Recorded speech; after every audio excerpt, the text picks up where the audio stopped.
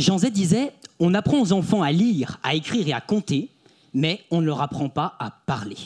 Ce constat a été effectué en 1943, mais il est encore vrai aujourd'hui car les jeunes qui passent le grand oral du bac, coefficient 10, n'ont hélas aucun cours d'oralité prévu par le ministère pour le préparer.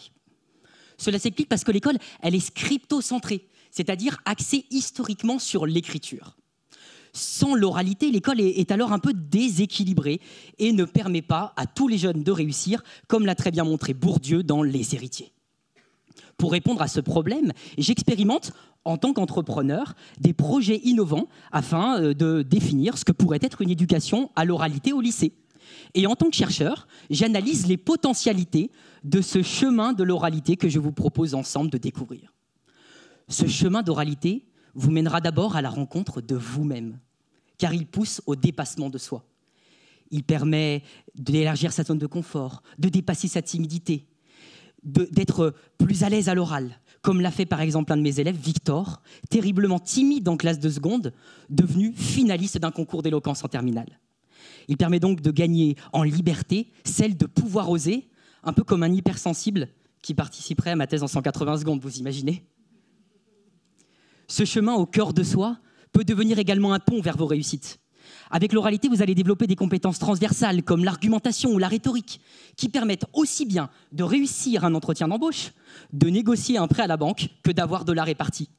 Ce chemin de l'oralité épouse alors le chemin de vos vies. En passant par l'école, il permet de développer des éducations utiles mais oubliées, comme le corps, la voix, les identités.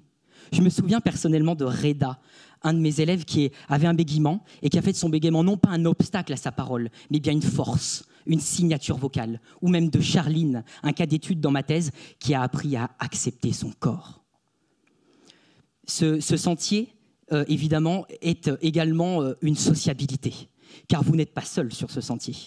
Vous pouvez alors, à l'heure des smartphones, apprendre à faire des rencontres, à débattre sans se battre, à parler et à s'écouter. Former l'orateur, c'est donc aussi former le citoyen de demain.